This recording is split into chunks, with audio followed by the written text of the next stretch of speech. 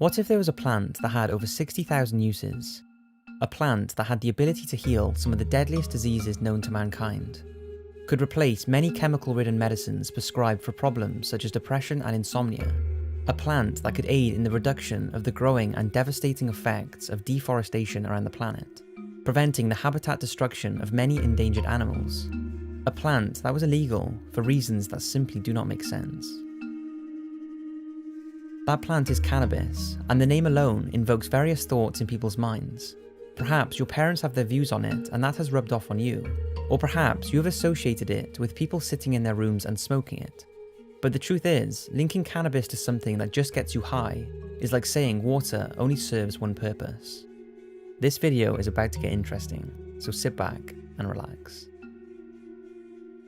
Let's take things back to the basics. There are 3 species of cannabis: sativa, indica, and ruderalis, all of which can be split, although usually the sativa type, into an industrial compound referred to as hemp, which is where the industrial side of cannabis comes in. Hemp has been used for thousands of years, and its usability is unlike anything else. It can be used for oil for cooking and converting to fuel. The seeds, which are one of the most nutritional seeds on the planet, supply nearly every mineral and vitamin the body needs. It can be used for clothing, and not only requires half the amount of water to turn into fibre than cotton, but also requires no chemicals or fertilizers.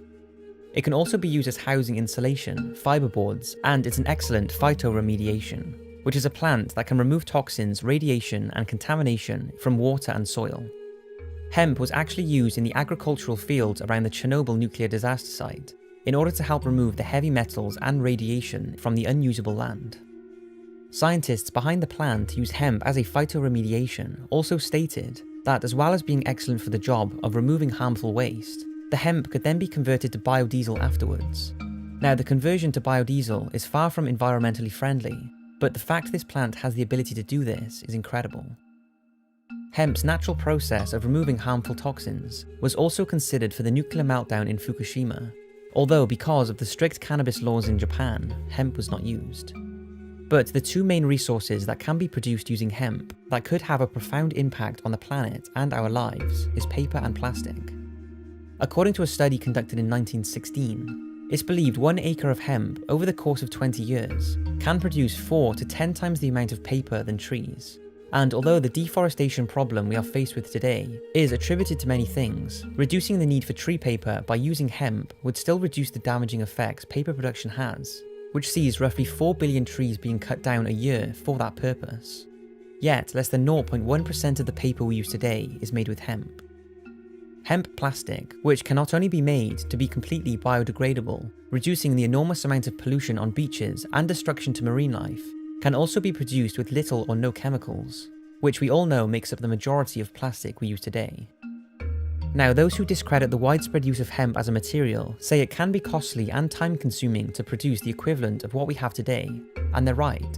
However, cheaper is not always best, as has been shown with the impact of chemically ridden and non-degradable products we consume.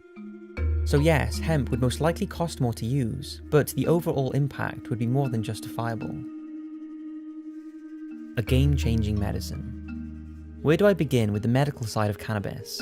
Well, let's start with what scientists and researchers believe is the reason it has profound benefits in the first place. So far, they have been able to identify 483 different chemical compounds within the plant, 80 of which are called cannabinoids.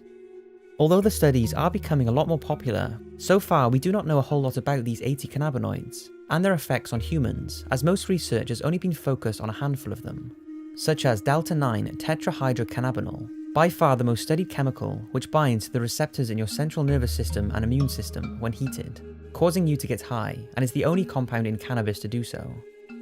It's the chemical that medical marijuana is most active in, as it acts as a side effect-free muscle relaxant, anti-inflammatory, antidepressant, and current studies are showing that it could be used as a treatment for anxiety, the side effects of chemotherapy, cancer growth reduction, Crohn's disease, chronic pain, insomnia, and multiple sclerosis, just to name a few. The next one is tetrahydrocannabinolic acid, which is the same chemical as the one just talked about, but in its unheated form, which means it's a non-psychoactive compound. This is administered by juicing cannabis as you would wheatgrass or any other plant, as it contains medical properties that are lost when heated. This chemical is in its early stages of research, but is thought to be an effective treatment as an anti-inflammatory and a variety of illnesses without any significant side effects, and also will not give patients the feeling of a high. Cannabidiol is similar and has been linked as an effective aid for anxiety, nausea, acne, schizophrenia, and many neurodegenerative diseases.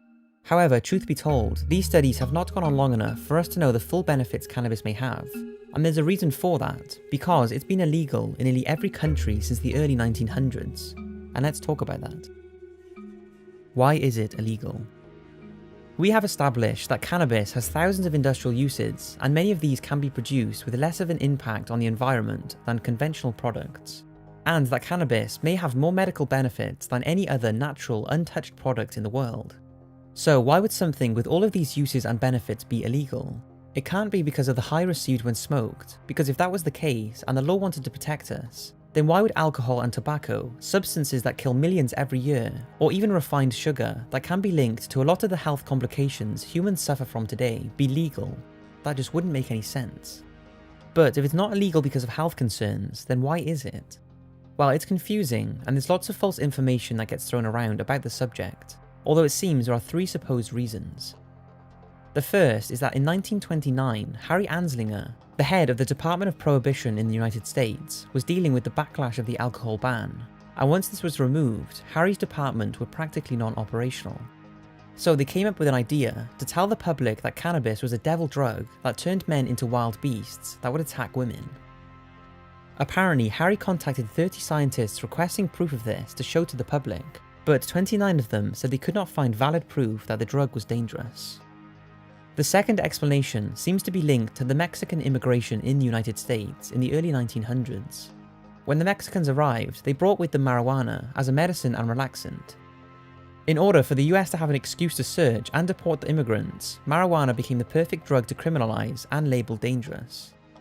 And lastly, one that many people recite to when asked why cannabis is illegal, is that major industrial companies, mainly DuPont, became worried of the many uses of hemp, more specifically nylon, which DuPont first invented at around the same time the cannabis laws were being properly enforced.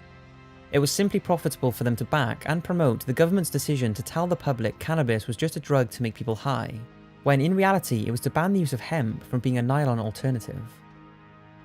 It's hard to prove why exactly it's illegal, as no authentic records seem to be available, but one or a combination of the above seems to be the reasoning for the US to originally ban cannabis, resulting in many other countries to follow. But regarding the last theory, I wouldn't say the big corporations are greedy and do not want to use hemp if this theory is factual. I think it's now gotten to the stage where it's too far gone for them to make the change to hemp, since after it was made illegal, all manufacture processes and equipment was grounded to a halt, and no new technology was used to advance the hemp production, meaning getting into it now would be very costly. Whatever the reason, cannabis is illegal in the majority of places, be it an outdated racial action or the greed of big corporations. Only now, nearly 100 years later, as it's becoming less frowned upon, are doctors and researchers realizing how powerful it could be. For me, everything on this planet serves a purpose, whether it's the bees and wasps that pollinate plants and flowers, or whether it's you who fulfills your purpose in life. It would seem everything has some reason for being here, and many say cannabis has the purpose of providing humans with thousands of uses, with very little impact on the planet. Yet because just one of the many things it's used for makes you high, the law has perhaps stinted the research and industrial production of one of the most incredible materials on the planet.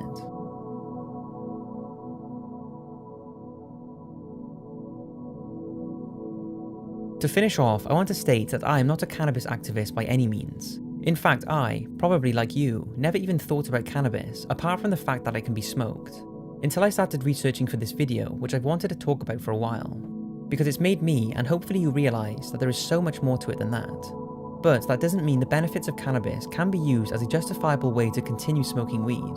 For some people, smoking it can cause social and life problems, and the effects of it has been shown to potentially cause harm to a developing young brain. The fact of the matter is, if you are unhappy, do not have a job, and are sitting in your room smoking weed all day, and know you need to be going after life, then although weed has been linked to the reduction of depression and anxiety, and many other problems, quitting your habits could be the best thing you do. Certainly, do not think to now go out and smoke weed for its health benefits, because medical and recreational cannabis can vary massively, and the potential for long-term side effects are still being researched. And besides, people who take cannabis for its medical benefits mostly do not want to get high and only require a small amount of the drug in the first place.